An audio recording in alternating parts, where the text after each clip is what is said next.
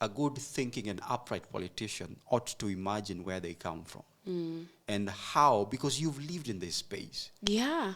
Governor Sakaja is probably a Nairobi kid. Yeah. He has lived in Nairobi for 25 years, Yeah. or if I imagine more.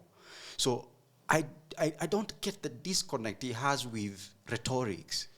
Like, we're going to build a metro trans, but how? Yeah. You know, Yeah. how? And yet, along Ngong Road, there, like, for example, between here,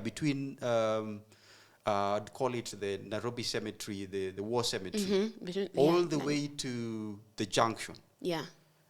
The walking space has been taken over by water trucks. Yeah. Actually, in one side of it, you cannot do it. And if you go to the other side, people who are actually planting flowers, which I like because it's bringing something more, Yeah. that space would have been just a blank space.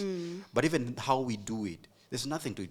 A lot of people have reclaimed that place and planted their own flowers. Yeah. So if you are walking, you're supposed to be walking along a certain place, the cardboard ends, and then somebody starts to have a kibandaski on their own. Yeah.